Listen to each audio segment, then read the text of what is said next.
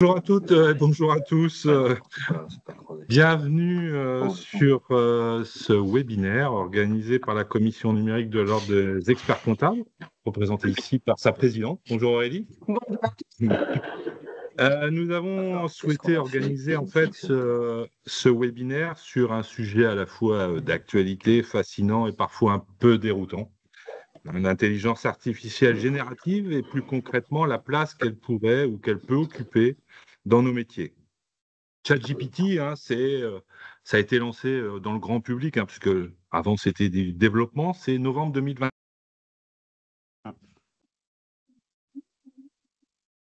Il a coupé son micro. Jean-Christophe, on n'entend plus. Il y a le micro qui est coupé. Excusez-moi, le petit problème technique. Donc je disais que l'IA générative est apparu en novembre 2022. Depuis, c'est un terme qui est entré dans le grand public et il suscite à la fois des espoirs, mais aussi un certain nombre d'interrogations, voire de fantasmes, entre promesses révolutionnaires et scénarios apocalyptiques. Ce matin, l'idée n'est pas d'alimenter des extrêmes, mais de poser un cadre clair, d'expliquer ce que c'est, ce que ça fait, mais aussi ce que ça ne fait pas. Il s'agit de bien comprendre cette technologie pour mieux évaluer l'intérêt, les usages, mais aussi les limites. Donc notre approche, elle sera progressive, c'est d'abord quelques définitions, puis on va particulièrement effectivement s'intéresser à ChatGPT, qui est le plus connu, mais pas le seul, il existe beaucoup d'autres IA génératives, que ça soit Claude, Perplexity, Mistral pour la version française, qui ont des logiques et des utilisations variées, parfois très ouvertes et parfois plus discrètes. On vous le dit tout de suite, en 1h30, on ne pourra pas faire le tour de toutes les possibilités de l'IA générative, et donc on pourra organiser d'autres webinaires. C'est un univers en évolution permanente et nous avons choisi de vous montrer quelques cas concrets, pensés pour notre profession, pour vous aider à mieux visualiser ce qu'on peut déjà faire aujourd'hui. Pour animer ce webinaire, on a fait appel à Julien Catanès-Aubier. Alors Julien, il est diplômé d'expertise comptable, donc il est bien placé pour avoir cette double vision, puisque je crois qu'il a exercé en cabinet avant de devenir formateur et de créer sa société de formation. Il est passionné d'IA et il dispense de nombreuses formations ou réalise donc des sensibilisations auprès de nombreux conseils régionaux, groupements et réseaux. Donc nous allons le laisser débuter, se présenter, comment se présenter. Et si vous avez des questions en fait au cours de ce webinaire, n'hésitez pas à nous les poser dans le chat, sachant que le support sera disponible à l'issue donc de cette présentation. Et bien sûr, ce webinaire est enregistré, donc vous pourrez revisionner puisqu'il y aura beaucoup de cas concrets. Juste une précision, cette introduction était rédigée par ChatGPT.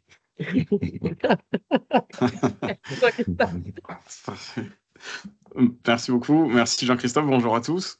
Écoutez, sur la présentation, j'ai rien à rajouter. Tout a été dit. Je m'appelle Julien Catanès, diplômé d'expertise comptable et effectivement formateur et passionné d'intelligence artificielle. Le but aujourd'hui, c'est de faire un premier niveau, une première présentation de l'IA générative en étant le plus concret possible, mais en commençant par 30 minutes pour rappeler le cadre, poser le cadre et qu'on soit sûr qu'on parle tous de la même chose. C'est simplement ça l'intérêt. Poser quelques définitions. L'IA, ça peut recouvrir beaucoup de choses, donc de quoi est-ce qu'on parle exactement? Effectivement, ce que ça peut faire et ce que ça ne peut pas faire. Vous donner aussi quelques clignotants sur des risques, surtout dans un usage professionnel, en cabinet. Donc vous donnez tout ce cadre-là. Et après, passer le deuxième temps de ce webinaire, donc après cette première demi-heure, sur vraiment de la démo. Donc là, on ira sur ChatGPT et on regardera concrètement ce qu'on peut faire en cas d'usage assez simple pour démarrer. Donc des cas d'usage plutôt orientés compta fiscal, mais aussi des cas d'usage orientés social pour naviguer dans différents domaines de compétences. Voilà le programme de ce webinaire. Alors je vais partager mon écran et on va démarrer. Hop. Voilà. Donc, la première question, ce que j'aurais voulu vous demander, tout simplement, vous devez voir mon écran s'afficher ici. Quel est le mot qui vous vient à l'esprit lorsqu'on évoque l'intelligence artificielle? Alors, vous devez voir à l'écran, dites-moi bien si c'est le cas, un QR code que vous pouvez... C'est Non, pas Your de QR. version will soon expire. Ah bon? Ok, d'accord. Alors, j'ai pas ça. Alors, attendez, on va le faire différemment. Voilà, on va le voir là. Voilà. Là, vous avez le QR code avec la question. Quel est le premier mot qui vous vient à l'esprit lorsqu'on parle d'intelligence artificielle? Pourquoi je pose cette question? Parce que, bah, comme l'a dit Jean-Christophe en introduction, ça peut être assez perturbant. C'est parfois très enthousiasmant, mais ça peut être aussi parfois inquiétant, l'intelligence artificielle. Et j'aurais besoin de prendre un petit peu la température pour voir ce que vous en pensez avant de continuer la présentation. Donc concrètement, vous pouvez scanner le QR code avec votre smartphone. On va vous demander sans doute un code qui est écrit sur la slide. Et ensuite, bah, vos résultats s'affichent tout de suite à l'écran. Je laisse un peu de temps à tout le monde pour répondre. Et ensuite, on commente les résultats. Donc, vous pouvez continuer à répondre, hein, mais je commente en attendant. Donc, ChatGPT qui sort en premier. Effectivement, c'est devenu quasiment un synonyme d'intelligence artificielle, ChatGPT. On verra qu'effectivement, c'est une solution assez exceptionnelle. Qu'il y en a d'autres, mais c'est celle qui a attiré toute la lumière des projecteurs. Ensuite, automatisation, outil d'aide, révolution, intelligence, donc des choses plutôt très très positives, très très enthousiastes, on va dire, avec l'IA. Mais on a un petit peu de risque, pas beaucoup, hein, no limits. Ouais, c'est plutôt très positif en fait. C'est plutôt très très positif. Il reste beaucoup d'espoir, Julien. Ouais, effectivement. Non, non, mais très bien, tant mieux. C'est intéressant. Il arrive parfois qu'il y ait des réponses un peu plus contrastées. Donc là, on est vraiment dans l'espoir sur la productivité, l'automatisation, la transformation de la profession. Bah, c'est ce qu'on va voir aujourd'hui, donc ça tombe très bien. On va en parler. On va quand même rappeler les risques en intro pour éviter qu'il y ait des usages qui, bah, tout simplement, qui mettent en danger un petit peu la responsabilité du cabinet. Donc on va revenir sur tout ça. Parfait. Bah, écoutez, je vous remercie beaucoup. Ça me permet de continuer. Alors pourquoi est-ce que en intro, je rappelle un petit peu tout ça et cette définition? Parce que l'IA, consciemment ou inconsciemment, ça nous renvoie souvent à ça, c'est-à-dire au robot qui est autonome et qui un jour ou l'autre va se retourner contre l'être humain, parce qu'on a vu ça dans des films, dans des romans, dans des séries. Et consciemment ou inconsciemment, lorsqu'on parle d'intelligence artificielle et qu'on la voit un petit peu tourner, on a toujours cette petite crainte de la machine qui va prendre la place de l'être humain. Alors je ne dis pas qu'elle n'est pas justifiée, mais des fois ça peut un petit peu écraser le raisonnement objectif qu'on pourrait avoir sur cette technologie. Donc il y a ça inconsciemment. Alors ça, pour info, c'est quelque chose qui existe d'ailleurs, hein. C'est pas tiré d'un film, mais c'est une production des usines Tesla.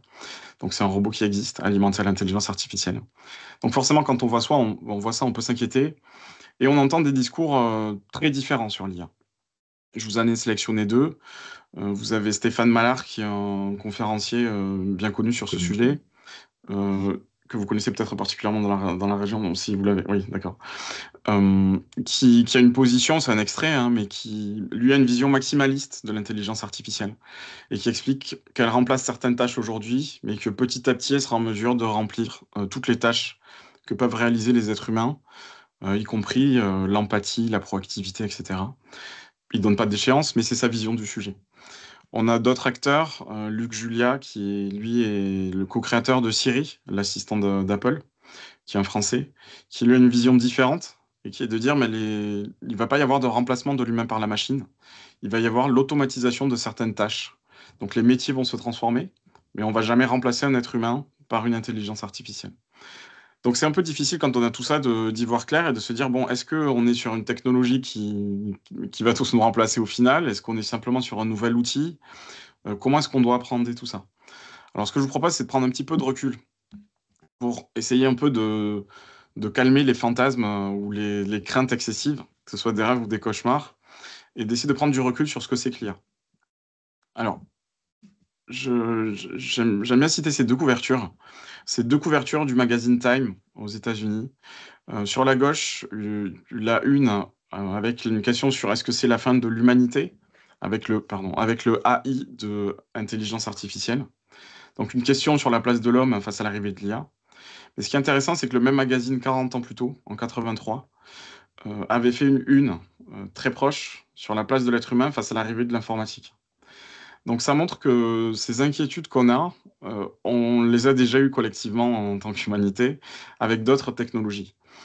Ça ne veut pas dire qu'il ne faut pas se poser la question, ça veut dire qu'on se l'est déjà posé et qu'avec l'informatique, en tout cas, ce qui s'est passé, c'est on a appris à utiliser cette technologie. Ça a complètement bouleversé nos métiers, notre façon de vivre et de travailler, mais on est toujours là, on travaille avec cette machine. Donc, je n'ai pas de boule de cristal, mais on peut déjà penser que bon, c'est déjà arrivé, on est capable de maîtriser une technologie et de transformer nos modes de production. Premier point. Deuxième point, une citation d'Alexei Greenbaum, un physicien, un philosophe, qui dit l'IA générative fonctionne si bien qu'on a l'illusion que la machine raisonne, mais elle n'a aucun accès au sens. Et ça, c'est très très important de bien le comprendre. Une IA générative, si vous avez déjà testé ChatGPT, ben, vous avez sans doute été un peu impressionné par sa capacité à répondre, à rédiger et à se comporter presque comme un être humain dans la façon de vous répondre. On a vite fait d'oublier que c'est simplement une machine et surtout qu'elle qu'elle calcule des probabilités. On n'a pas un raisonnement au sens humain du terme, on a un calcul de probabilité. Ça, j'insiste bien là-dessus parce que ça va déterminer beaucoup de choses de ce qu'on va dire aujourd'hui.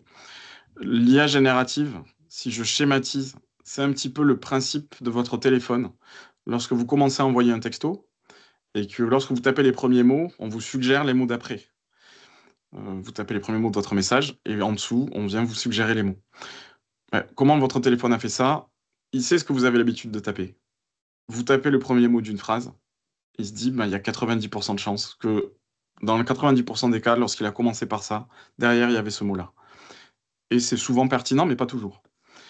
L'IA générative, de façon très très schématique, c'est un petit peu le même principe. J'ai les deux mêmes choses.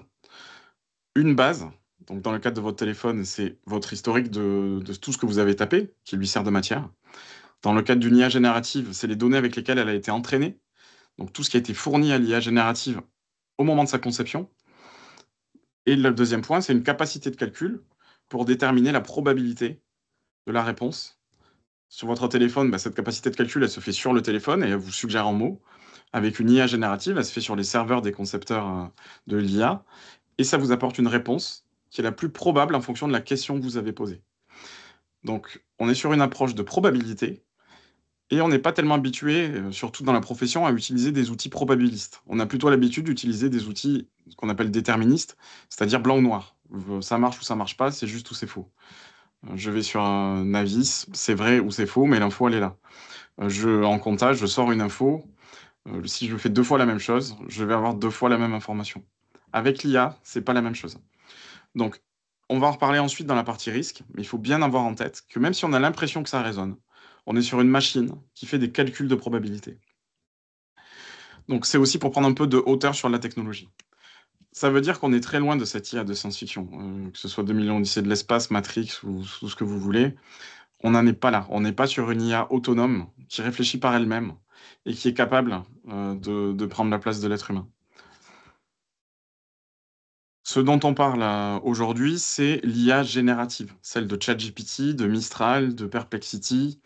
C'est ce qu'on appelle l'IA générative. C'est une catégorie d'intelligence artificielle, mais il y en a d'autres. Vous utilisez sans doute des solutions de reconnaissance de factures au sein du cabinet. C'est une technologie d'intelligence artificielle. Ça s'appelle du deep learning, c'est une autre catégorie. Le but, c'est pas de générer du contenu, c'est d'interpréter une facture. C'est autre chose. Donc, ça fait partie de l'IA, mais là, ce dont on va parler aujourd'hui, c'est l'IA générative. Générative parce qu'elle est capable de générer du texte, des images, des vidéos, à partir d'instructions humaines. À partir d'instructions humaines, c'est important, elle n'est pas autonome. L'IA ne va pas se fixer ses propres objectifs, et quand je ferme mon ordinateur, il ne se passe rien, tout simplement. Elle calcule la réponse la plus pertinente, et donc tout dépend, on l'a dit, de ce avec quoi elle a été entraînée.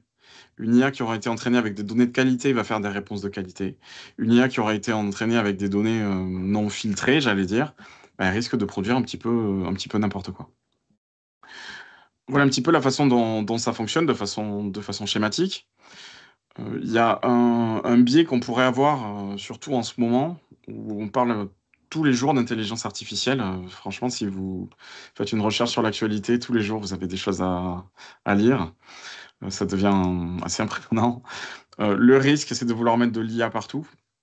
Alors vous allez vous dire, c'est bizarre, lui, il nous parle d'IA, mais la première chose qu'il nous dit, c'est qu'il ne faut pas en mettre partout. Mais je pense qu'il faut avoir une approche lucide sur l'IA. On n'est pas sur quelque chose qui remplace tout de suite, toutes les solutions, qui transforme tous les process, qu'il va falloir mettre à la place de tous vos outils actuels. Donc il ne faut pas tomber dans ce syndrome du marteau et se dire, bah, ça va être la réponse à tous mes problèmes. Cette phrase est, je trouve, assez parlante. Lorsque le seul outil dont on dispose est un marteau, il est tentant de voir tous les problèmes comme des clous. L'IA, il ne faut pas que l'IA soit ce marteau-là et qu'on se dise on va en mettre partout. Donc ça fait des choses très bien, ça fait certaines choses moins bien que d'autres solutions. Donc c'est important de savoir, avant de commencer, ce que ça fait de bien, dans quel cas c'est intéressant de l'utiliser, et les cas dans lesquels ben, c'est plutôt pas une bonne idée. L'IA, ce qu'elle ne fait pas, c'est qu'elle réfléchit au sens humain du terme. Elle n'a pas une approche humaine, elle a une approche statistique, on vient de le dire.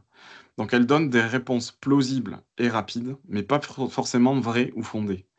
Donc j'insiste bien sur cette dernière phrase. Les réponses de l'IA sont plausibles et rapides, mais pas forcément vraies ou fondées.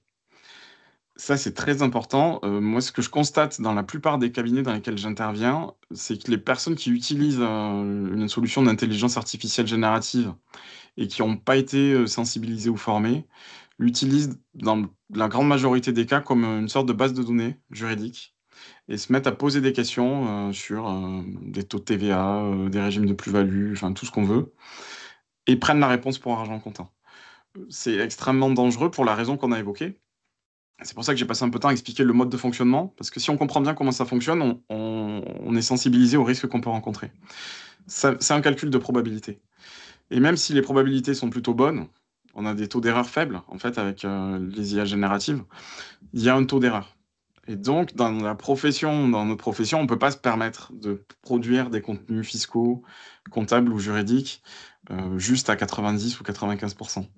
On a besoin d'une info fiable. Et donc, l'IA n'est pas forcément la bonne solution pour ça. On verra qu'il y a des moyens d'augmenter sa fiabilité. Mais si on cherche quelque chose qui donne toujours la même réponse, qui est juste à 100%, c'est une base de données juridique, par exemple. Une base de données juridique, le contenu est vérifié, rédigé par des spécialistes. C'est fait pour avoir des réponses juridiques. L'IA n'est pas faite pour ça. Elle est faite pour d'autres choses. Une anecdote, Julien, on dit que à un enfant de 3 ans, on lui montre une fois un chat, il saura toute sa vie ce qu'est un chat. Ouais. L'intelligence, il faut au moins 150 000 photos pour qu'il puisse à chaque fois reconnaître un chat, c'est à peu près ça? Oui, c'est un super exemple, effectivement. Ça montre qu'on est, même si on a l'apparence de l'intelligence, on est quand même très très loin de l'intelligence humaine. C'est ce que répète souvent le patron de l'IA chez Meta, chez Facebook, qui s'appelle Yann LeCun, un Français aussi, qui essaie de calmer un petit peu l'emballement qu'il peut y avoir en disant on est sur quelque chose qui a une intelligence inférieure à un enfant de 4 ans, au sens de l'intelligence. Pour autant, vous allez le voir, on arrive à faire des choses complètement spectaculaires. C'est ça qui est un peu paradoxal. Donc je commence par refroidir un petit peu, parce qu'après on va avoir des choses impressionnantes. Mais je commence par refroidir pour qu'on garde tous les pieds sur terre entre ce que ça fait et ce que ça ne fait pas. Ce que ça fait bien, c'est produire des contenus réalistes. Le mot réaliste aussi est important, c'est-à-dire des contenus qui ont l'apparence du sérieux, l'apparence de la vérité, qui vont être bien rédigés, des belles images, des belles analyses, en fonction des demandes. L'énorme avantage de l'IA, c'est aussi son aspect conversationnel. C'est-à-dire que je peux, si je ne suis pas satisfait, je ne suis pas obligé de me satisfaire de la réponse. Ça non plus, c'est assez nouveau. Toutes les solutions qu'on utilise au quotidien, lorsque je ne suis pas content de ce que fait mon logiciel de compta, je ne vais pas rappeler l'éditeur, j'ai pas grand-chose à faire. Il fait comme ça, il fait comme ça. L'IA, je peux lui dire, ça ne va pas, recommence, change ce point, approfondis ce truc-là. Je peux avoir une vraie discussion. Et cet aspect conversationnel, il change quand même beaucoup de choses dans l'utilisation qu'on en fait. Donc, production de contenu réaliste, capacité à avoir une conversation, gestion des langues. Je peux travailler sur des contenus dans toutes les langues. C'est plus du tout une barrière. Je peux l'alimenter avec des contenus de n'importe quelle langue. Mais aussi capacité à traiter de la donnée, à traiter des centaines de pages en quelques secondes, à synthétiser. Donc tout ça, c'est des choses qui sont possibles. À comprendre un contexte, à comprendre l'essence autour d'un mot. Ça va pas faire des recherches par mots-clés, mais ça va comprendre, entre guillemets, ce que veut dire un mot. Donc tout ça, c'est très très important. Mais je voulais être clair avant de démarrer sur ce que ça fait et donc ce que ça ne fait pas. Donc j'espère que cette première partie, elle est claire. On va continuer la partie un peu présentation, mais c'est important de poser ce cadre-là. Si on continue un petit peu l'entonnoir, on était sur la présentation de l'IA et de l'IA générative. Si on descend maintenant au niveau des solutions, il y a pas mal de solutions d'IA générative sur le marché. La question que je voulais vous poser, c'est quelles solutions avez-vous déjà utilisées? Alors, il y en a plusieurs qui vous sont proposées. C'est pas du tout exhaustif, hein. Vous avez encore la possibilité de scanner le QR code et de choisir. Voilà. Ok. Après, je vous donnerai des stats un petit peu au niveau de la profession.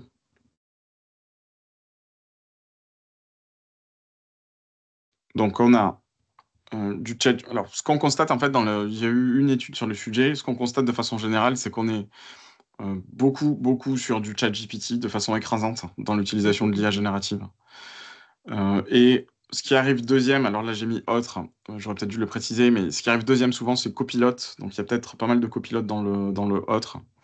Dans les taux mais avec des taux bien plus faibles, hein. On est sur peut-être un peu moins de 20% sur du copilote. Donc ça correspond assez bien là à ce que je vois là. Les autres solutions arrivent loin derrière. Perplexity est souvent dans le top 3 qui est cité dans les cabinets. En général, c'est plutôt ça. J'ai souvent du ChatGPT, du Copilot et du Perplexity. Les autres solutions sont loin derrière et pourtant elles ont aussi un intérêt. Elles ont pas mal d'intérêt. On va en parler assez rapidement.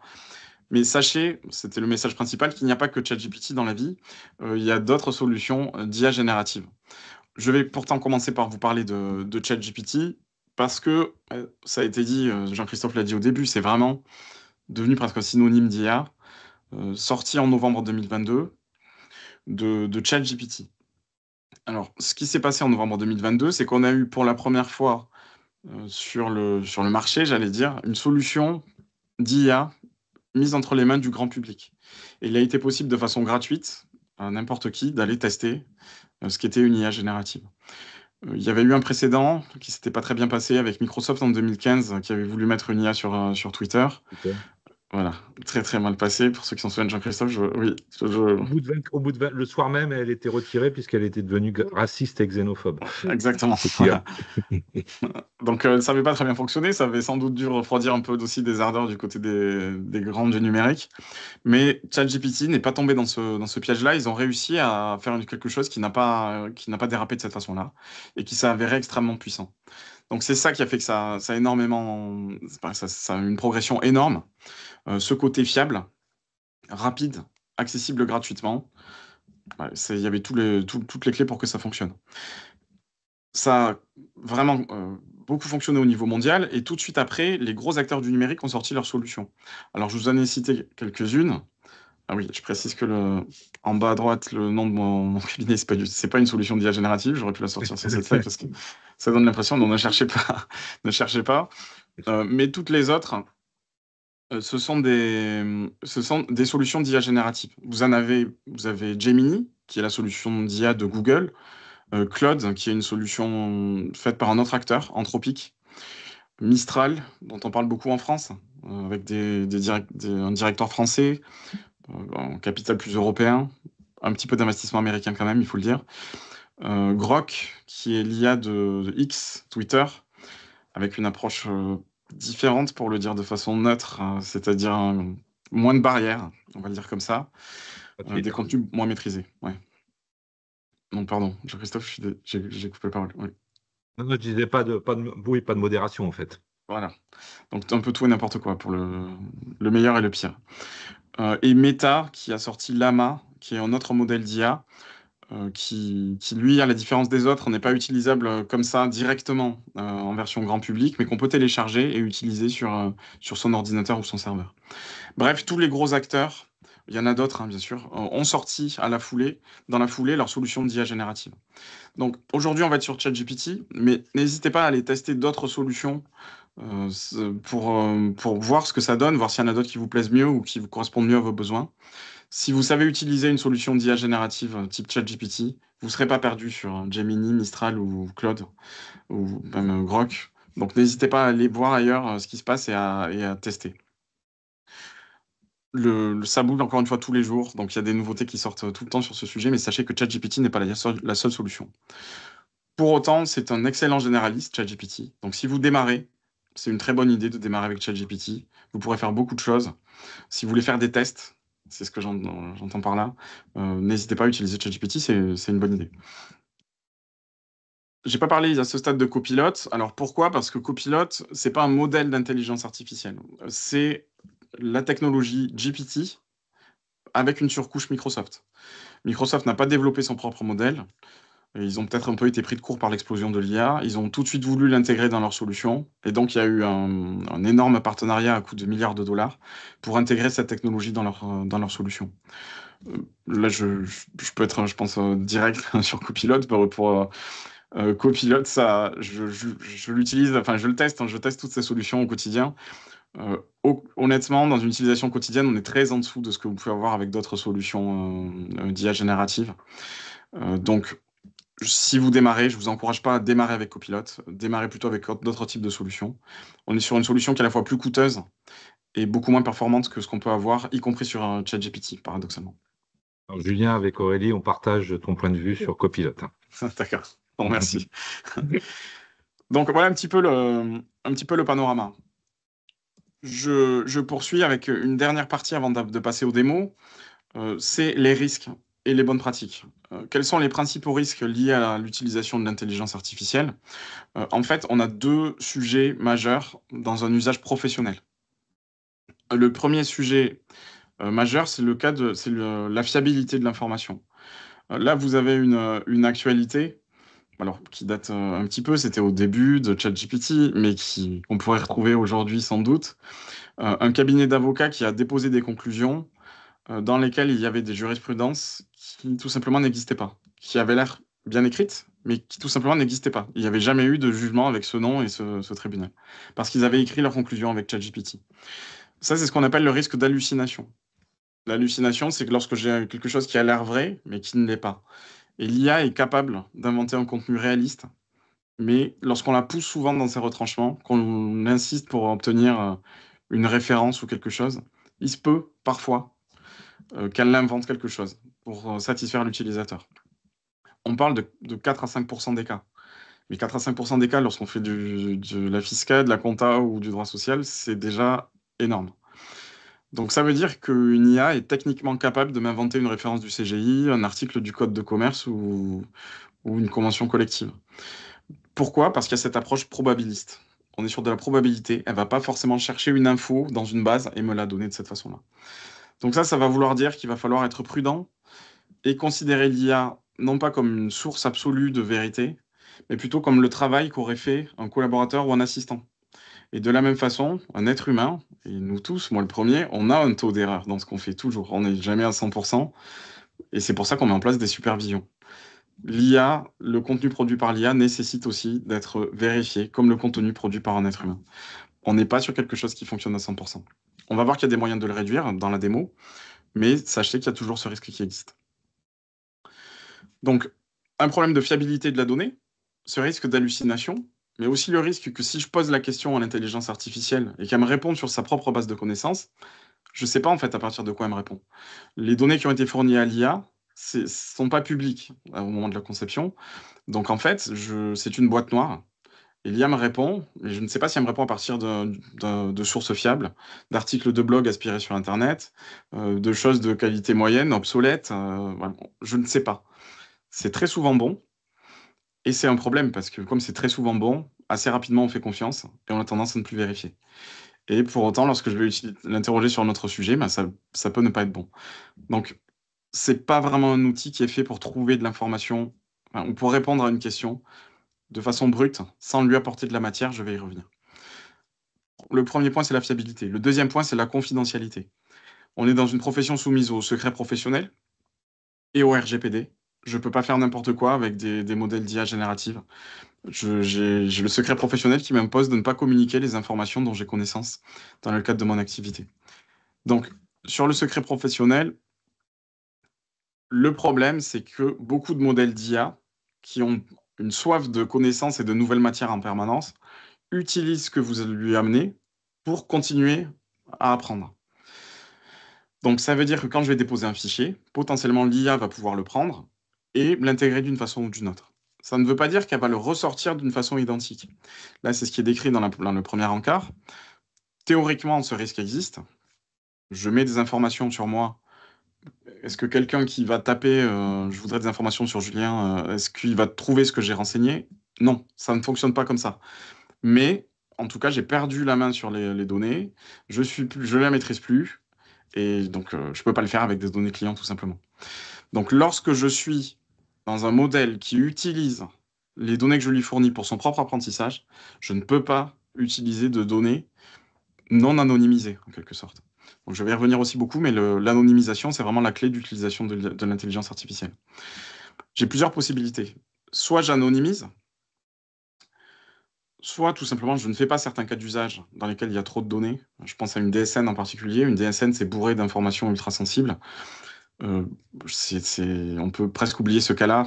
On peut l'oublier par défaut, mais il y a d'autres solutions. Je peux utiliser des solutions très sécurisées. Copilot, par exemple, est une solution qui vous offre le même niveau de garantie qu'un Office, Microsoft Office, hein. Donc, si vous utilisez Microsoft Office en termes de sécurité et de fiabilité, il n'y a pas de raison d'utiliser Copilot. Le revers de la médaille, on l'a dit, c'est le problème de performance de la solution. Donc, j'ai pas vraiment aujourd'hui de solution parfaite qui allie une excellente performance et qui résout mon problème de confidentialité. Je peux utiliser Mistral qui m'apporte certaines garanties, mais en termes de performance, je suis peut-être un petit peu en dessous. Je peux aussi utiliser l'IA sur mes propres serveurs. On a dit qu'il y a des modèles qui le permettent, mais là, je suis dans un niveau beaucoup plus avancé d'utilisation de l'intelligence artificielle. Donc, par défaut, le conseil pratique, c'est anonymiser ce que vous mettez sur les modèles d'IA. Ne mettez pas de données dans lesquelles il y a des choses, des noms de clients, des adresses, des numéros de téléphone. Mais on va voir que pour autant, on peut faire des choses. Une question, Julien, est-ce Oui. que la version business de chez de ChatGPT, il me semble, n'alimente pas les bases? Oui. Alors effectivement, sur ChatGPT, c'est possible et même désormais les versions en dessous, je peux désactiver dans les paramètres l'utilisation des données. Donc je peux éviter que ChatGPT exploite mes données, c'est faisable. Par contre, j'ai un deuxième sujet, c'est le sujet du RGPD. Le RGPD m'empêche d'envoyer sur des serveurs hors Europe, sauf dispositions très particulières, des données personnelles européennes. Là, si j'ai des données confidentielles et que je les envoie sur ChatGPT, quand bien même l'IA ne les garderait pas pour son usage, je suis en train d'envoyer sur des serveurs américains des données personnelles. Donc, techniquement, j'ai un problème avec le RGPD. Après, chacun l'apprécie comme il le souhaite, mais techniquement, j'ai un problème avec le RGPD. Donc, il faut cocher les deux cases, en fait, pour être parfaitement droit. Utiliser un modèle d'IA qui n'utilise pas les données et utiliser un modèle d'IA conforme RGPD. On a Copilot, on a Mistral. Et après, on ne peut pas faire autant de choses qu'avec un ChatGPT. C'est pour ça qu'il faut au quotidien choisir ses cas d'usage. Le RGPD, je ne reviens pas dessus, c'est ce que je viens de dire. Sachez qu'il y a des travaux qui sont en cours au niveau de la CNIL qui s'est vraiment emparé du sujet. Voilà où on en est. Et on a aussi enfin le règlement européen de l'IA Act qui va venir un petit peu réglementer tout ça avec une entrée en vigueur progressive. Une réglementation qui va monter en puissance dans les années à venir, à partir de l'année prochaine surtout, et qui va venir un petit peu réguler davantage l'intelligence artificielle. Si vous devez retenir qu'une seule chose, c'est ne mettez pas de données confidentielles dans une IA sans les avoir anonymisées. C'est un petit peu le message clé qu'on peut porter à ce stade-là, surtout si vous débutez. Y compris un fake. Y compris un fake. Effectivement, un fake, je vais avoir des libellés d'écriture avec des noms, voilà, des numéros de compte, j'ai peut-être des 455 avec le nom de l'associé, donc on fait attention, voilà.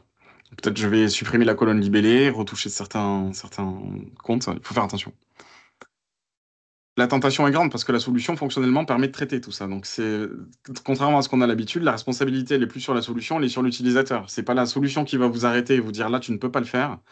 On peut le faire techniquement. C'est à l'utilisateur de prendre ses responsabilités. Donc on va passer sur la partie démo. Quelques conseils qu'on va dérouler de façon pratique. Quand j'ouvre une IA, qu'est-ce que je dois faire qu'est-ce que je dois savoir pour bien l'utiliser? Le premier point, c'est connaître les risques. Le cadre qu'on vient de fixer, tant que vous restez dans ce cadre-là, c'est-à-dire je ne l'utilise pas comme une base de données juridique, Je suis conscient que c'est une approche probabiliste et j'anonymise ce que je donne. Je ne vais pas faire de graves bêtises. Peut-être que je l'utiliserai pas de la bonne façon, mais je ne ferai pas quelque chose de grave. Donc connaître ce cadre-là, c'est déjà le minimum. Après, il y a deux jambes en fait à chaque fois. On l'a dit tout au début, c'est un calcul probabiliste à partir de la requête que vous avez tapée. Donc mieux je vais formuler ma requête, et meilleure sera la réponse. Et c'est absolument fondamental. C'est ce qu'on appelle le prompt, la question que je vais poser. Si je ne la pose pas de la bonne façon, je ne vais pas avoir un résultat très très pertinent. Donc on va voir concrètement comment on fait dans le restant du webinaire. Et il y a la matière première.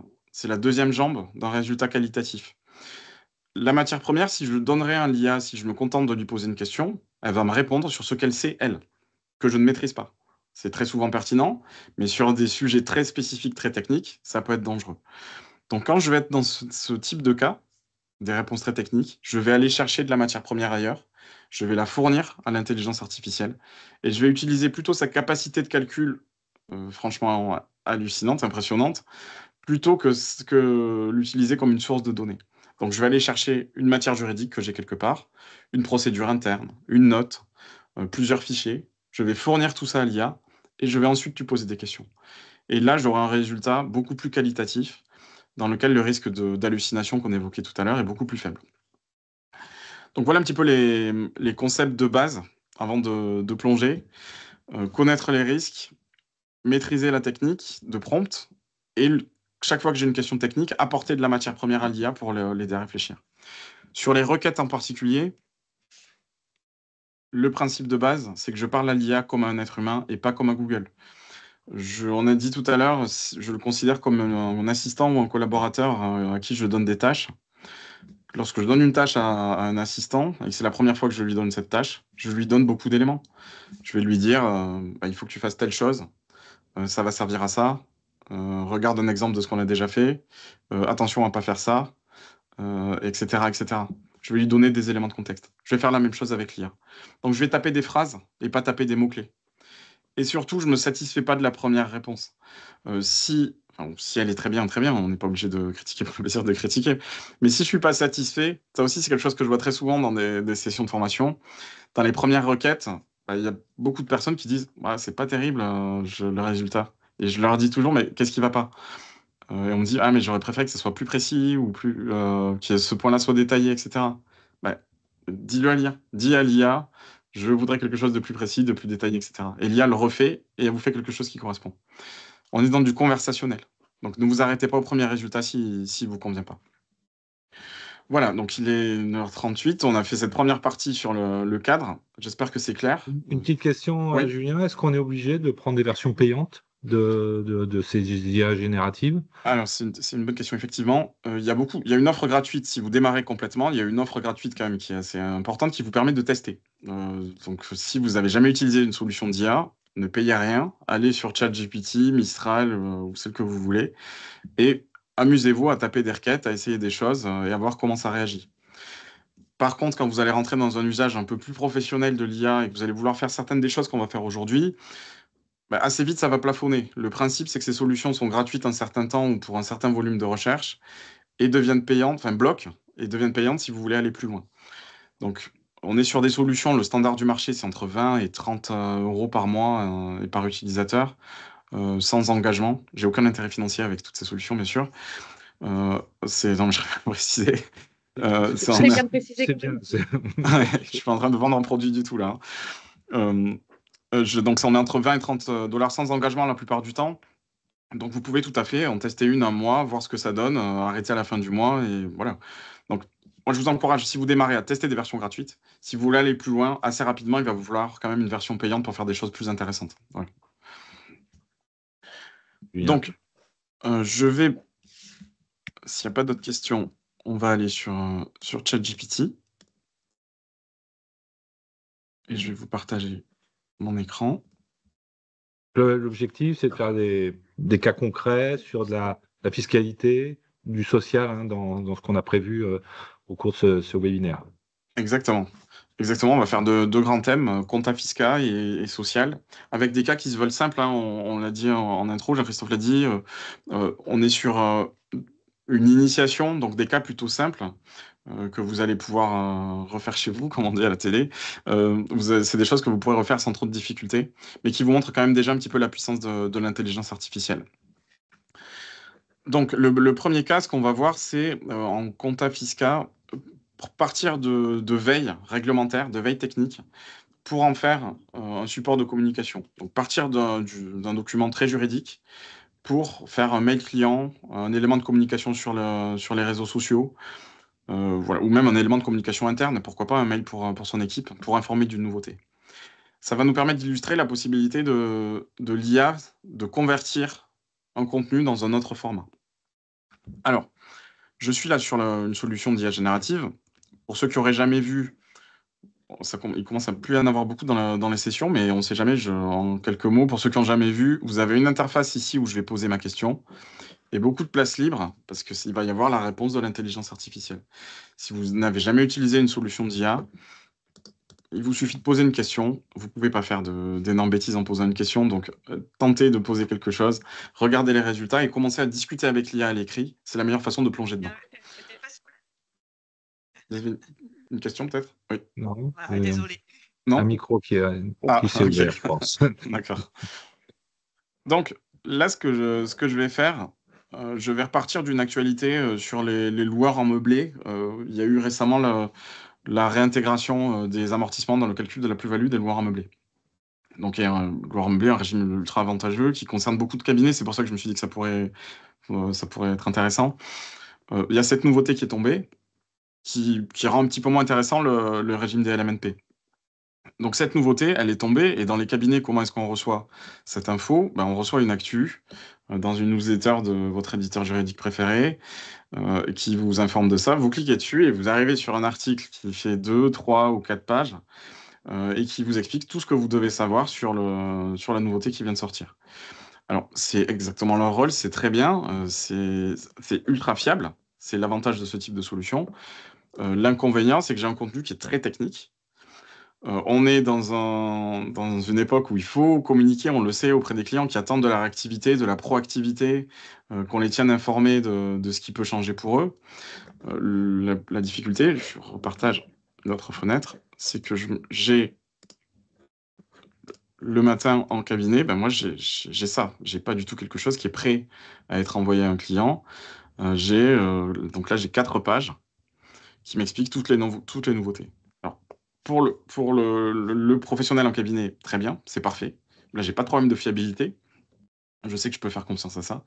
Mais si je dois communiquer là-dessus, je vais passer beaucoup de temps à retravailler, à me dire comment l'écrire, qu'est-ce que je garde, comment je reformule sans trahir le fond, voilà. Donc ça va être forcément compliqué. L'IA générative est parfaite pour ça. C'est pour ça que je vous disais qu'apporter de la matière, ça permet de fiabiliser la réponse. Je reviens sur l'interface ChatGPT. Si ici je dis à l'IA, rédige un mail pour expliquer à mes clients loueurs en meublé la nouveauté sur les amortissements et la plus-value. Alors, je rédige volontairement d'une certaine façon la question et je reviendrai après dessus. Vous voyez que l'IA me dit, me sort quelque chose. Donc, elle sort quelque chose de rapide. On a dit les caractéristiques de l'IA, c'est que c'est rapide et plausible. On est en plein là-dedans. C'est rapide. J'ai tapé, une seconde après, j'avais le début de la rédaction. C'est plausible. C'est plausible parce qu'en fait, si j'ai pas regardé le sujet dans le détail, je retrouve les infos clés qui me laissent penser que l'IA a l'actualité. Je vois bien qu'elle me parle de traitement des amortissements, n'était pas réintégré.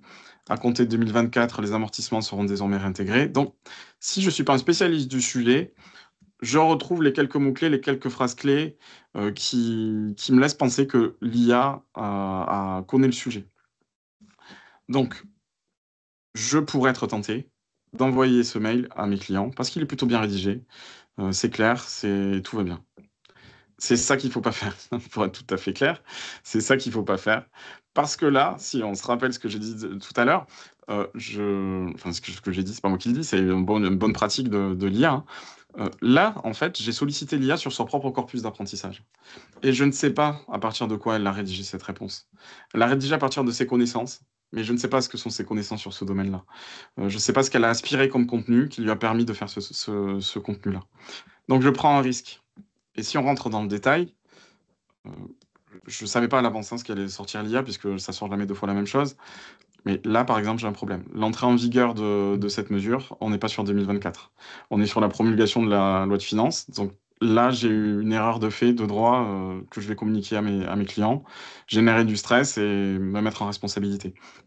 Un risque sur ma responsabilité.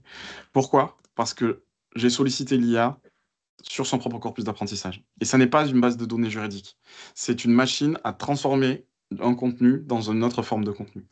Donc, ce que je dois faire si je veux avoir un usage sécurisé de l'IA, c'est prendre la matière que j'avais tout à l'heure, qui pour le coup est fiable. Un éditeur juridique, c'est son métier et c'est du sérieux. Donc, je prends cette matière et je vais utiliser l'IA pour ce pourquoi elle est faite, transformer du contenu. Donc, je vais ouvrir une nouvelle discussion ici. Pourquoi est-ce que je fais ça? Pour repartir sur une feuille blanche, en fait, qu'elle n'est pas en mémoire ce qu'on vient de faire. Je repars de zéro. Et là, je vais utiliser ce bouton pour aller chercher un fichier. Et je vais aller chercher tout simplement ici le document que je vous affiche à l'écran. Vous voyez que là, il a été lu par l'intelligence artificielle. Et là, si je pose exactement la même question, rédiger un mail pour informer mes clients loueurs meublés de la nouveauté relative aux amortissements et calcul de la plus-value. Donc, même instruction. C'est pour ça que je parlais tout à l'heure des deux jambes. Là, j'ai mon instruction, mais par contre, j'ai apporté de la matière. Vous voyez qu'on ne perd pas en rapidité. Donc, je suis toujours dans une réponse à la demi-seconde. Mais là, vous voyez qu'en termes de qualité, j'ai quelque chose qui est différent. C'est beaucoup plus spécifique, beaucoup plus précis, beaucoup plus juste aussi, puisque là, j'ai la bonne entrée en vigueur. Voilà, ce qui est quand même assez important. J'ai quelque chose de beaucoup plus qualitatif. Parce que j'ai utilisé l'IA là où elle doit être, encore une fois, c'est le marteau et le clou. Le clou, là, c'est transformer du contenu. Et il n'y a pas de problème pour utiliser un marteau dans ce cas-là. Donc là, il n'y a pas de souci. J'ai apporté de la matière de qualité, j'ai posé une question et j'ai un contenu qui est qualitatif. Donc de cette façon-là, ça marche. Et là, vous voyez que je gagne énormément de temps. Là, j'ai un mail qui est quand même pas mal, qui a été fait en 1 seconde. Pour autant, j'aurais pu le faire mieux. La requête que j'ai tapée ici, le prompt que j'ai tapé là, j'aurais pu l'améliorer. Ou en tout cas, je peux l'enrichir si je le souhaite. Donc, comment est-ce que je peux l'enrichir? Je peux être plus précis, en fait. Là, par exemple, j'ai dit pour informer mes clients. Mais mes clients, qui parle, en fait, là? L'IA ne sait pas si elle a affaire à un avocat, à un prof, on ne sait pas du tout, à un consultant, elle ne sait pas. Donc, il manque des éléments qui lui permettraient d'affiner. Et l'IA, si on ne lui donne pas ces éléments, encore une fois, elle ne va pas vous arrêter pour vous dire « j'ai pas assez d'éléments pour faire quelque chose de qualitatif ». Elle fait avec ce qu'elle a. Donc, plus je vais apporter d'éléments, meilleure sera la réponse. Et donc, je peux beaucoup plus détailler. Je vais dire, par exemple, je suis expert comptable.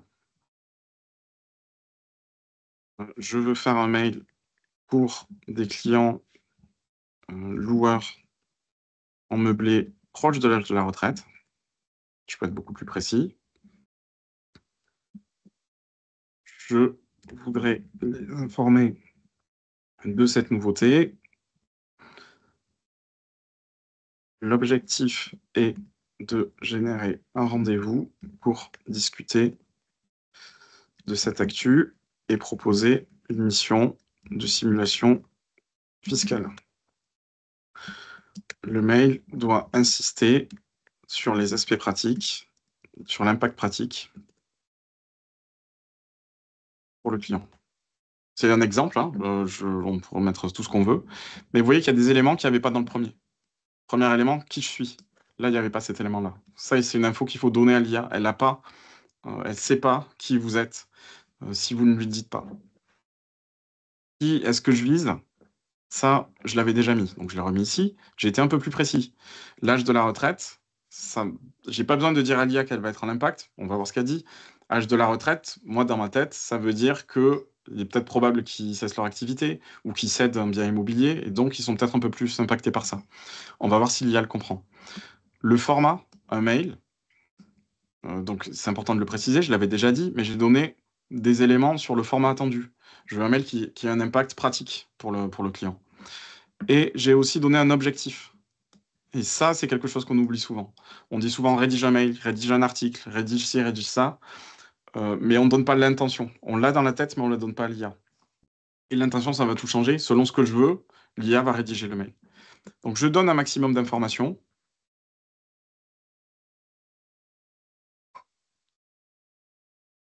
Et l'IA va faire avec tout ça.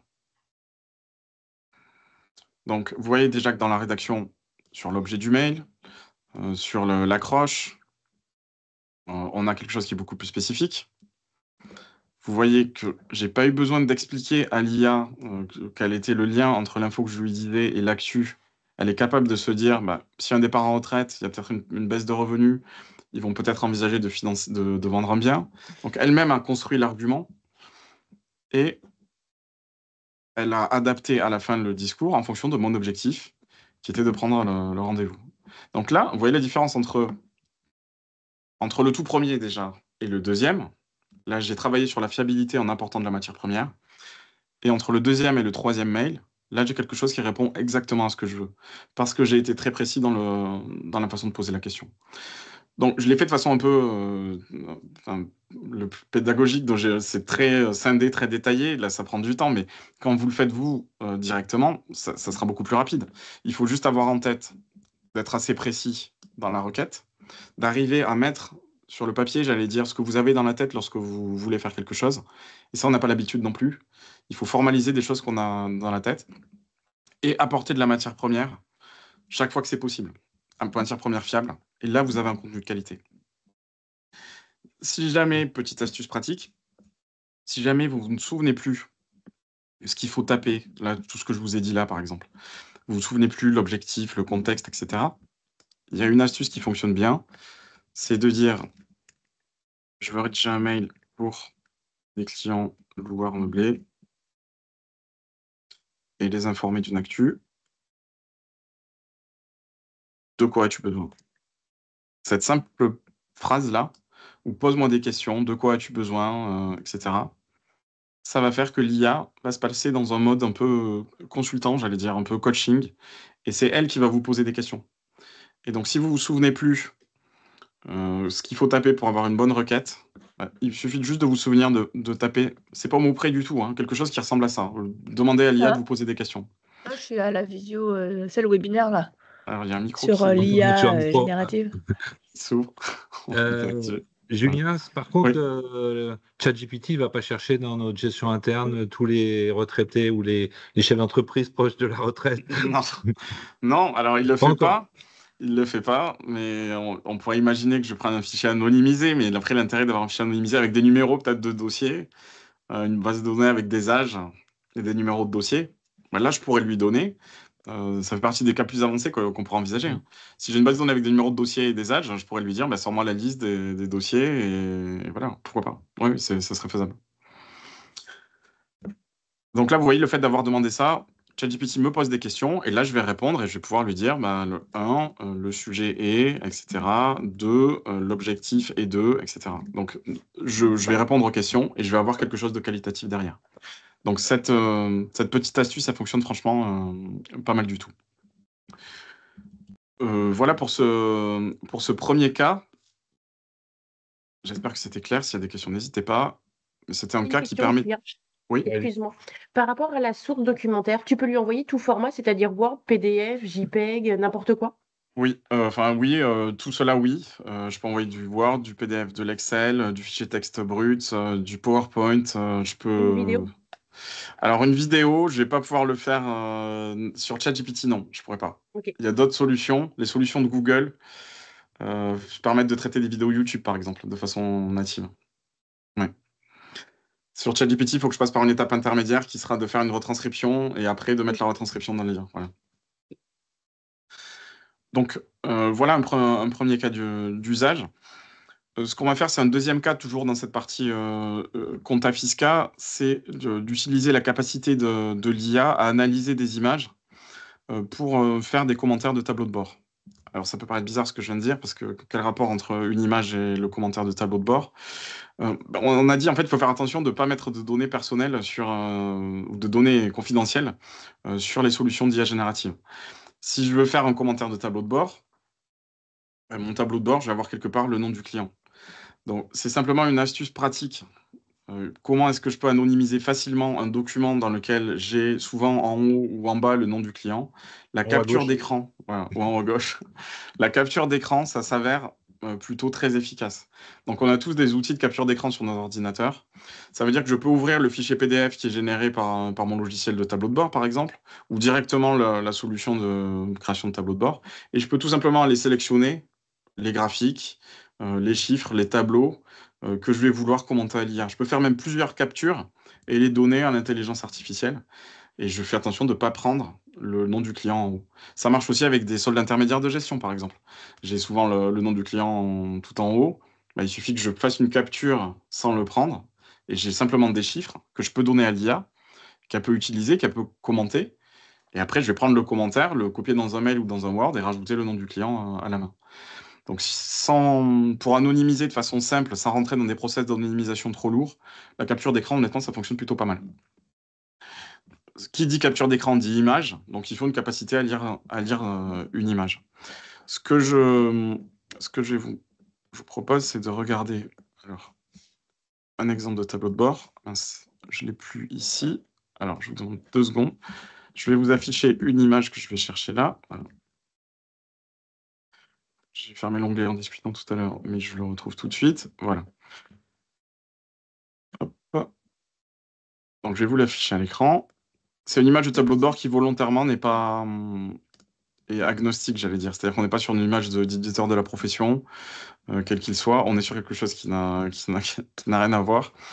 On est sur un tableau de bord d'un magasin qui vend de commerce de détail, magasin de sport. Donc j'ai plusieurs magasins, j'ai des données de chiffre d'affaires. J'ai un tableau avec le chiffre d'affaires par mois, une évolution de chiffre d'affaires sur l'année, une répartition. Voilà, j'ai des données très différentes, mais pas du tout commentées. Tout est brut et dans des formats très différents. J'ai des histogrammes, des chiffres, des camemberts, enfin voilà, j'ai beaucoup de choses. Si je veux faire ce commentaire, imaginons que ce soit un client pour lequel j'ai besoin de faire le commentaire de ce tableau de bord, bah, il faut que l'IA soit capable de lire cette info. J'aurais pu lui donner la data brute, en fait, et j'aurais pu aller chercher le fichier Excel. Et souvent, c'est le réflexe qu'on peut avoir, se dire, je vais lui donner directement la data. Ça marche toujours moins bien que si vous lui donnez le livrable à l'IA générative. Donc, si vous fournissez le livrable, j'ai l'impression que le partage a sauté. Voilà. Voilà. C'est bon? Ok, voilà. Si vous fournissez le livrable, ça fonctionne toujours mieux que si vous fournissez la source brute. Parfois, on n'a pas de livrable, hein, donc là, il n'y a pas de sujet. Mais si je l'ai un tableau de bord, des SIG déjà fait, etc., repartez plutôt de ça, plutôt que d'essayer de le reconstruire à partir d'un fake, par exemple. Un chat GPT n'est pas fait spécifiquement pour des experts comptables français. Donc, il y a plein de choses qu'il ne sait pas sur la construction de données comptables. Donc, si vous avez quelque chose de prêt, ça marche toujours mieux. Donc là, ce qu'on va essayer de faire, c'est de partir de cette image pour générer un commentaire de tableau de bord. Donc, comment est-ce que je vais faire ça? Donc, chez vous, vous auriez pu faire une capture d'écran. On va le copier, tout simplement, ou l'enregistrer quelque part, c'est pareil. Et je vais retourner sur ChatGPT. J'ouvre une nouvelle discussion. Là, j'ai copié l'image. Je vais la coller ici, tout simplement. Je fais un CTRL-C, CTRL-V, ou comme vous voulez. Tout le monde Et sait vous voyez que comme l'image, il elle est est. ici. Comme C, pomme V, effectivement, pour toutes les maisons. Et là, je vais poser ma question. Donc, toujours pareil, je suis expert comptable. Je dois préparer le commentaire de ce tableau de bord pour le dirigeant. Peux-tu me préparer une analyse des principaux chiffres et formuler 3 ou 4 recommandations pour l'aider à améliorer sa gestion. L'objectif est de lui donner un outil de pilotage pour les mois à venir. Par exemple, là j'ai de l'objectif, j'ai du contexte, etc. J'aurais peut-être pu, dans le contexte dirigeant de cette entreprise de vente d'articles de sport. Voilà, là j'ai précisé le secteur d'activité du client, qui je suis, j'ai donné des éléments un petit peu sur le format, donc j'ai déjà quelque chose de pas mal. Je pourrais lui dire: «Mets ce commentaire dans un mail». Je veux directement le mail de présentation.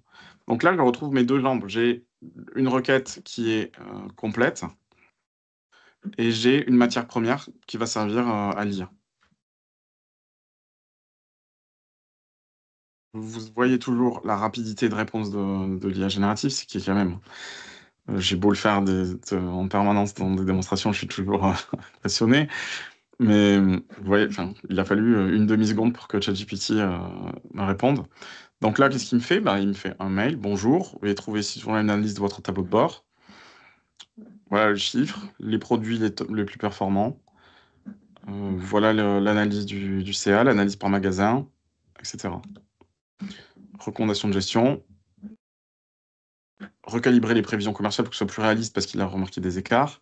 Développer les campagnes ciblées autour d'articles les plus performants. Il a noté qu'il y avait des articles qui étaient plus performants que d'autres. Donc il dit qu'il y a peut-être un effort marketing à faire. Accompagner les magasins en difficulté. Il y a 2 magasins qui sont particulièrement en difficulté. Il y a sûrement quelque chose à faire. Exploiter davantage l'analyse par univers.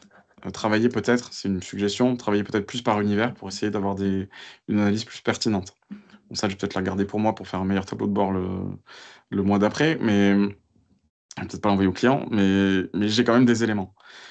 On a dit tout à l'heure, on ne se satisfait pas forcément du premier, donc si ça ne me va pas, je vais pouvoir dire, je voudrais une version plus rédigée et toi, sur un ton moins froid. Le dirigeant doit se sentir accompagné. Par exemple, je peux dire ce type de choses, je peux donner un sentiment que je veux, une intention, voilà.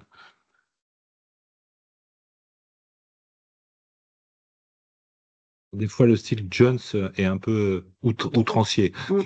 Ouais, des fois, c'est non, mais c'est vrai, des fois, ça tombe pas juste, donc je peux le corriger très simplement. Là, vous voyez, il y a des tournures du type: «J'ai pris le temps d'analyser votre tableau de bord, je voulais vous partager mes observations». Hem, voilà, vous êtes très proche. On a quelque chose qui est quand même beaucoup plus humain que ce qu'on avait tout à l'heure, qui était vraiment très, très sec. Heu, peut-être que là, c'est trop et que je vais pas dans mon enfin, je sais pas, chacun le voit, mais peut-être que là, c'est un peu trop éditorialisé et que je vais pas garder ce truc-là, voilà. Heu, mais je vais peut-être le garder de cette façon.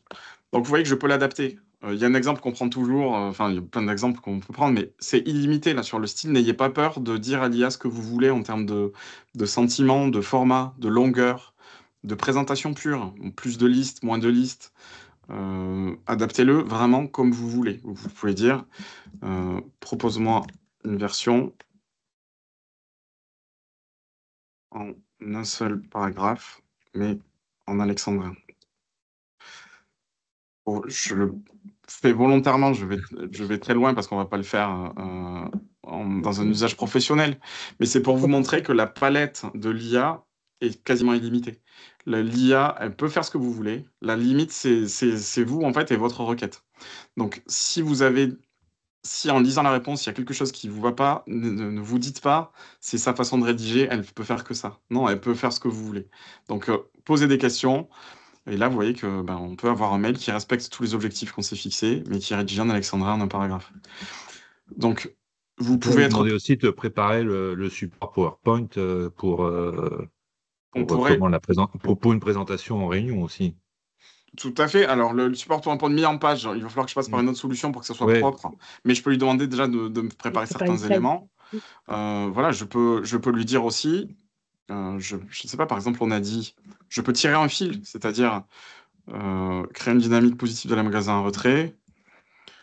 Hem, donc je vais peut-être lui dire: «Oublie ce que je viens de te demander, sinon il va me répondre en alexandrin». Je voudrais proposer une mission d'accompagnement au client sur l'idée 3. Je la colle. Peux-tu me proposer, un mail qui présenterait cette mission au client?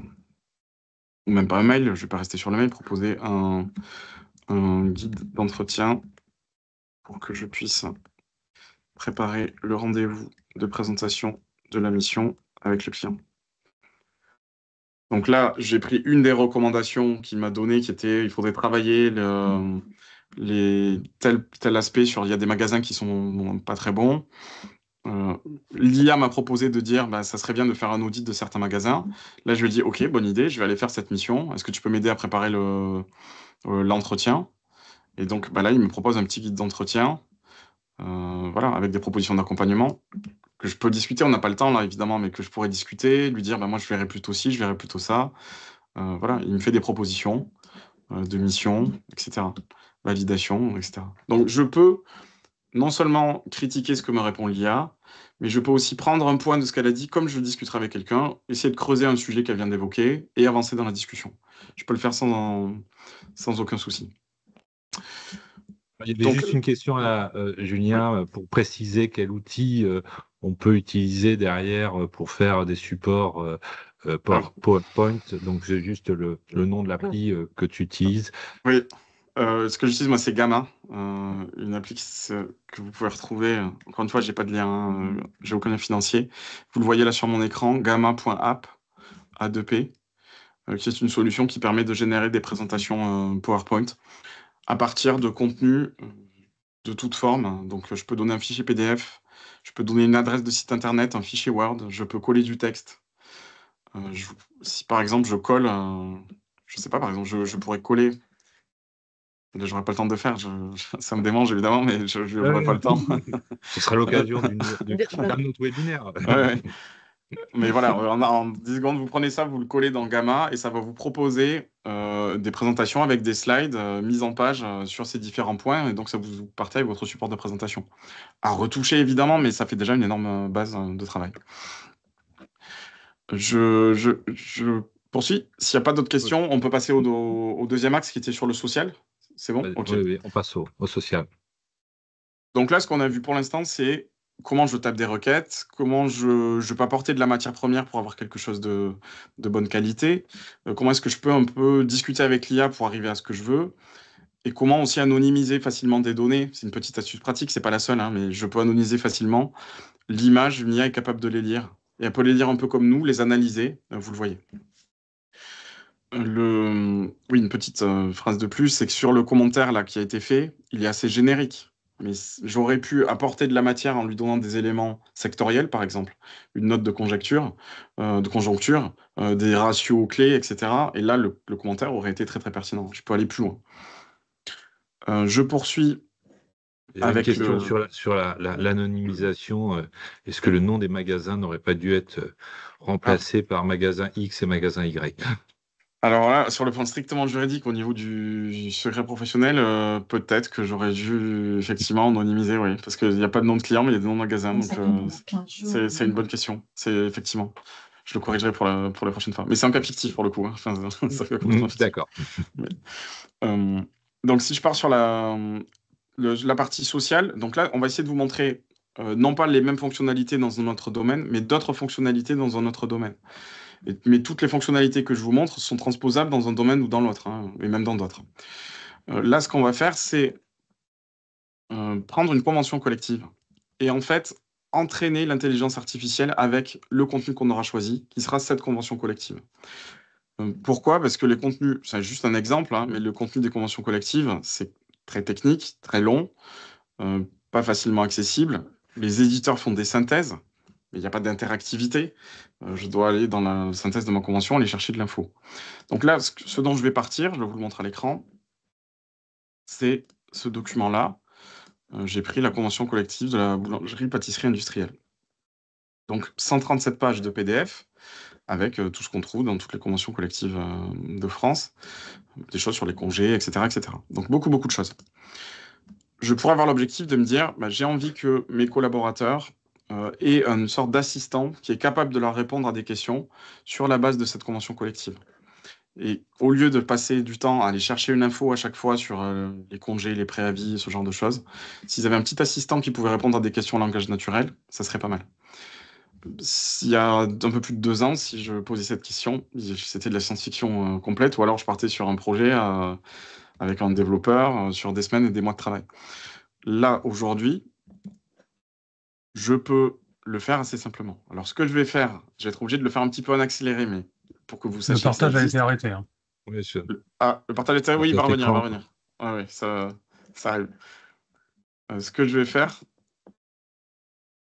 c'est créer un assistant, ce qu'on appelle un GPT dans le langage de ChatGPT. Mais on peut l'appeler un assistant. La particularité d'un assistant, je vais le créer ici.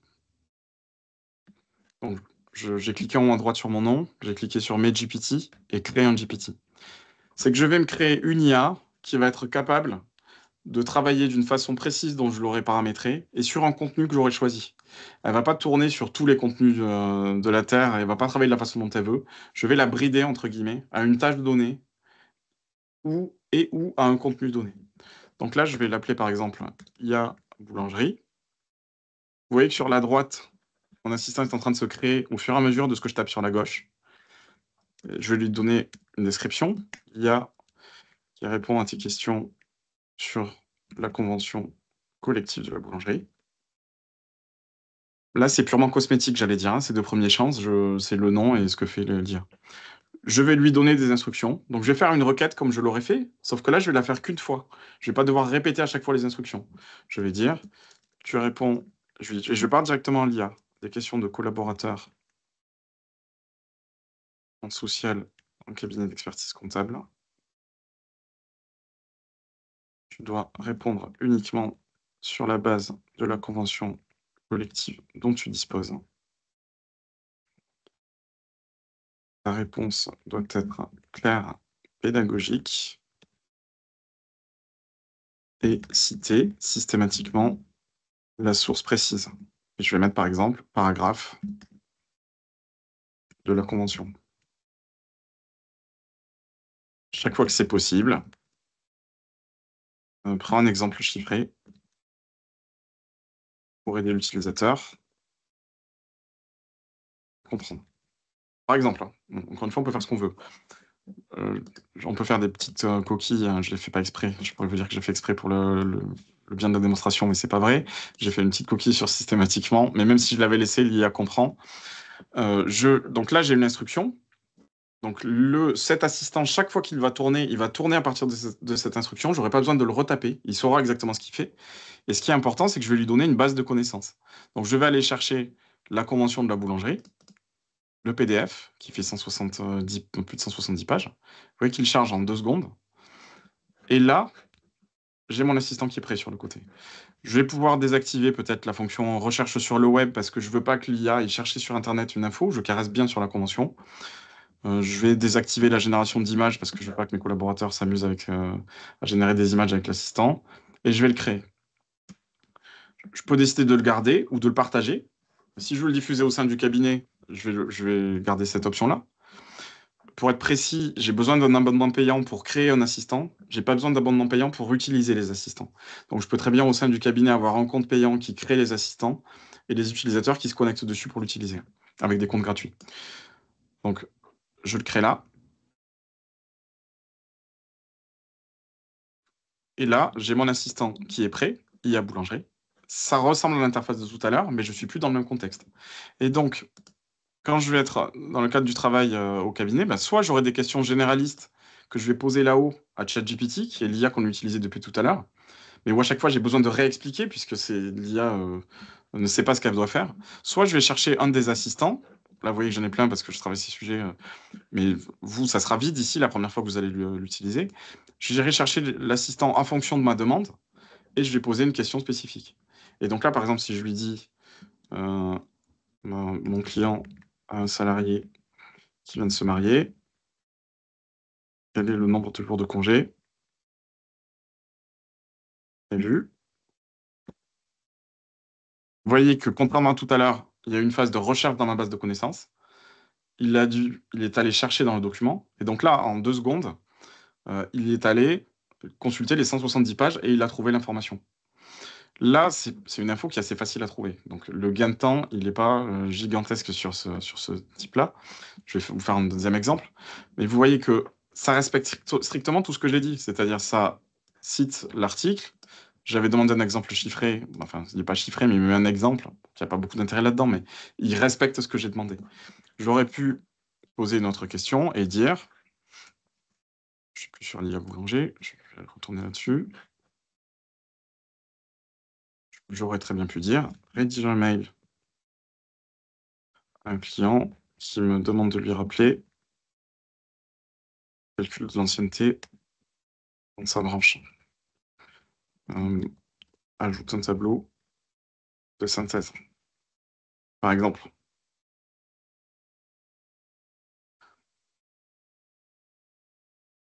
Donc là, vous voyez, encore une fois, j'utilise l'IA pour ce pourquoi elle est douée, c'est-à-dire partir d'un contenu et en faire autre chose. Et donc là, on pourrait se dire, je pourrais créer comme ça si j'ai, je sais pas, 3-4 grandes spécialités au sein de mon cabinet, ou même plus, hein. Je peux créer comme ça des assistants spécifiques que je vais alimenter et je vais donner à mes collaborateurs la possibilité rapidement, enfin là, vous voyez que ça a pris 5 minutes. Évidemment, au début, on va me dire, non, mais en fait, j'aime pas quand il y a la référence là. Pas de problème, je vais modifier l'instruction de l'IA pour lui dire, ne mets pas la référence là, n'en mets pas ou mets-la à la fin. On va me dire, le tableau, c'est pas une bonne idée. Bah, j'irai modifier à chaque fois les instructions. Donc, je vais passer par une phase de test. Une fois que j'aurai réglé le chatbot tel qu'il convient à mon équipe, bah, j'harmonise un petit peu la façon de travailler. Je leur fais gagner du temps. Et là, pour le coup, j'ai un niveau de fiabilité qui est important parce que j'ai fourni la matière première à l'IA sur laquelle elle travaille. Je lui pose pas une question à partir de rien. Donc, je peux l'utiliser pour avoir des réponses directes. Je peux l'utiliser pour rédiger du contenu. Je peux faire ce que je veux. L'important, c'est que j'ai une IA, du coup, qui est devenue une spécialiste de la convention collective. En social, j'aurais très bien pu l'alimenter avec d'autres choses, hein. J'aurais pu aller chercher des études, des comparatifs sectoriels. J'aurais pu prendre des rapports qui étaient sortis d'un syndicat patronal ou d'un syndicat salarié. Je peux l'alimenter avec ce que je veux pour me créer mes assistants. Et lorsque je vais m'adresser à des clients de ce secteur, bah là, j'ai quelque chose qui est quand même très qualitatif et qui me permet de gagner du temps. Donc, c'est un exemple. C'était pour vous montrer cette fonctionnalité du GPT, mais les possibilités sont illimitées. Là, on l'a pris pour le social. On aurait pu le faire dans beaucoup d'autres domaines. Il y a un cas qu'on m'avait suggéré dans un cabinet, enfin, un cabinet que je formais. Ils avaient eu cette idée, donc elle n'est même pas de moi, mais je la trouve très bonne.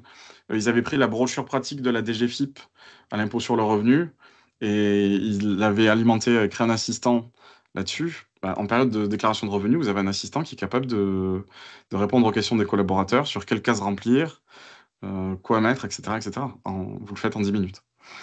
Donc c'est extrêmement puissant. Là, ce webinaire ne me permet pas de rentrer dans le détail de comment on fait, mais je vous remontre juste en 2 clics si vous voulez tester. Il vous faut une version payante pour les créer. Encore une fois, vous voyez qu'avec l'équivalent de 20 €, on peut créer des choses qui avant nécessitaient des milliers.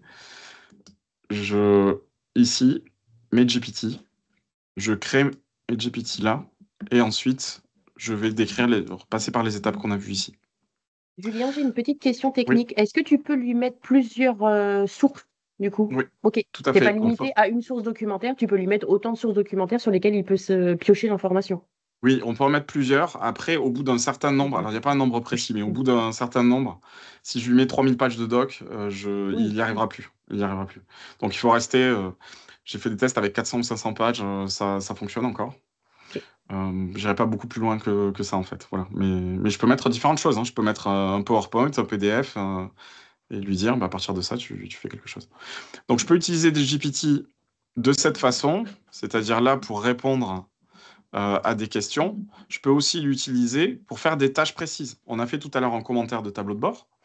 Je pourrais juste avoir un GPT à qui j'ai expliqué tout ce que j'ai expliqué tout à l'heure. Tu fais un commentaire de tableau de bord et je pourrais lui donner des détails. Grand 1, tu analyses la marge. Grand 2, la trésor. Grand 3, tu fais des recommandations. Et chaque fois que je voudrais faire un commentaire, j'aurais juste à prendre ma capture, la poser, j'aurais plus rien à taper, en fait. Et de façon automatisée, il va me générer mon commentaire de tableau de bord. Donc là, je rentre réellement dans une industrialisation des processus. Et l'idée, la méthode que que je vous conseille d'appliquer, c'est d'identifier au sein de votre cabinet des processus qui prennent du temps et qui sont faits par des êtres humains. Ne remplacez pas une machine par une autre machine, ça, vous ne gagnerez pas de temps. Mais des choses qui prennent du temps à beaucoup de monde, 5-10 minutes, mais qui leur font perdre du temps, qui sont répétitifs. Et là, vous pouvez créer un petit assistant, le paramétrer, le tester, le déployer. Et de cette façon, vous allez pouvoir vraiment montrer les bénéfices de l'IA générative à vos équipes et donner envie d'y aller, quoi, et de le déployer. Franchement, ça fonctionne assez bien. Vous voyez qu'il y a des cas, c'est plein d'exemples, hein, mais là, il y a des GPT nourris avec des études sectorielles sur des secteurs donnés, des GPT à qui on a donné une liste de points à vérifier sur des statuts de société et qui, quand on donne certaines pages de statut, est capable de dire là, il manque un truc ou pas. Je peux avoir simplement un GPT qui sait rédiger des mails de la bonne façon. Je vais lui donner des éléments, il va me rédiger un mail. On peut tout imaginer.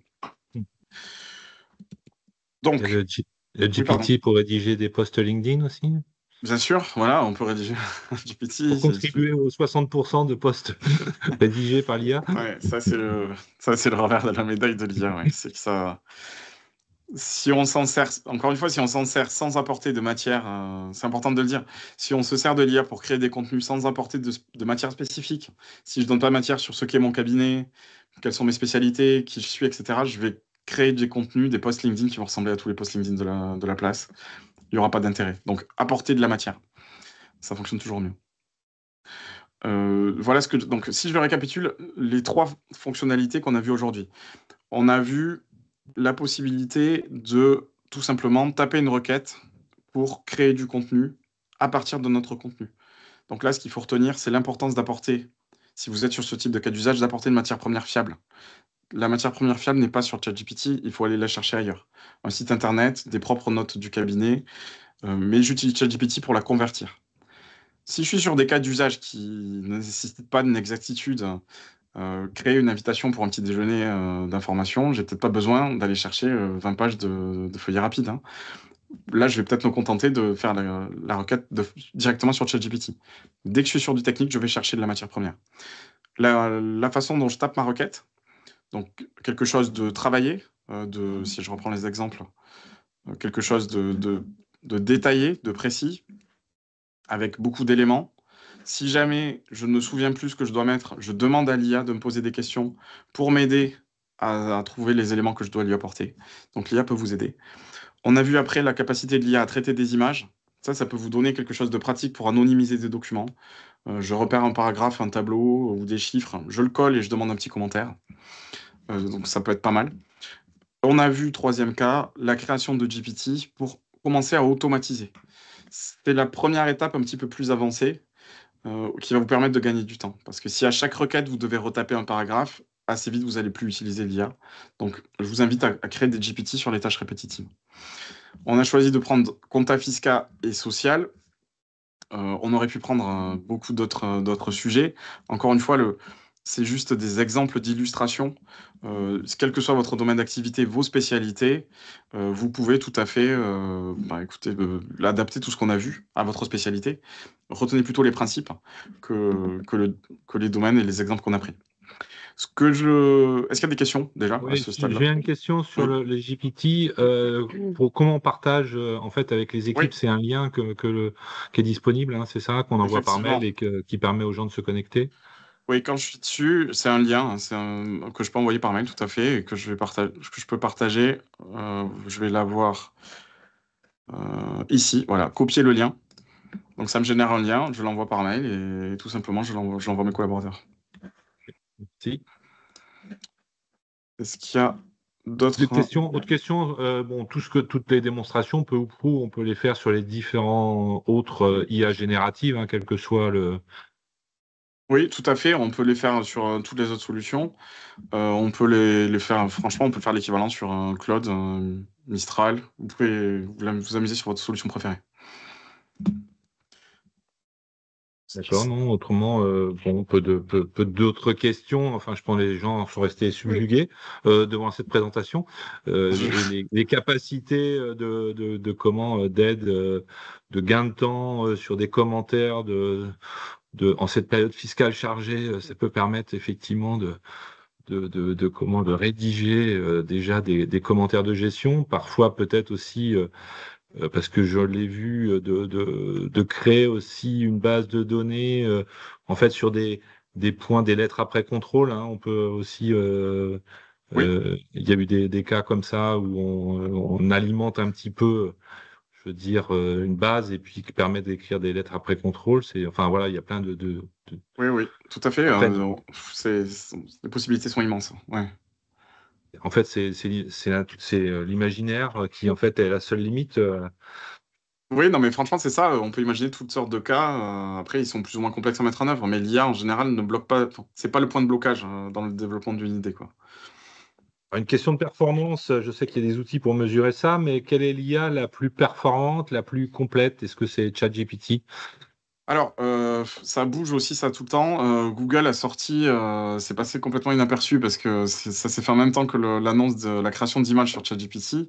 Mais Google a sorti un nouveau modèle il y a très peu de temps, le 2.5, qui, dans les tests, s'avère le plus performant désormais.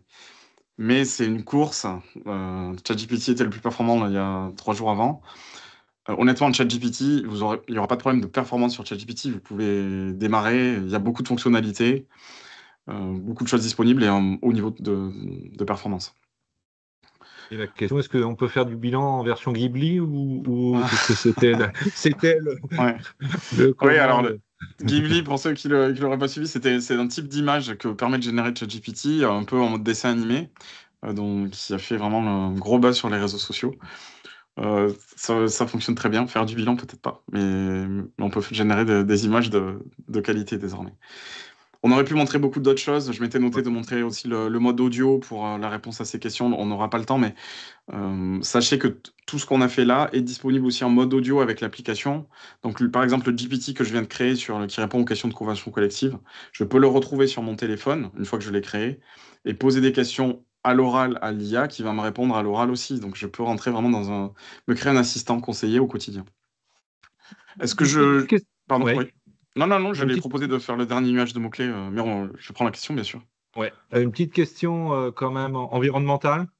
Ah oui, L'utilisation des ressources, comment par l'IA, on dit que une requête ouais, Google, c'est une tasse de café, une requête sur ouais. ChatGPT, c'est l'équivalent d'une cafetière en image. Ouais. Alors effectivement, c'est des technologies qui sont très consommatrices d'électricité, d'eau aussi, et notamment au moment de la conception. C'est là où ça demande énormément d'énergie, mais ça en demande aussi au moment de l'utilisation. Donc c'est un argument pour pas l'utiliser comme un Google. Il y a Google pour ça. C'est un argument. Et certains disent aussi, Luc Bulia, dont je parlais tout à l'heure, lorsqu'il parle de ce sujet, lui, il explique que le modèle des grands modèles de langage comme ça, qui savent tout sur tout, va plutôt s'orienter vers des modèles spécialisés, beaucoup moins gourmands en ressources, et qu'on aura peut-être à l'avenir des modèles dans des domaines précis plutôt qu'un généraliste qui sait tout, ce qui serait beaucoup plus économe en termes d'énergie. Je vous affiche peut-être Ouais. en 2 secondes, hein, mais on s'était dit qu'on clôturait avec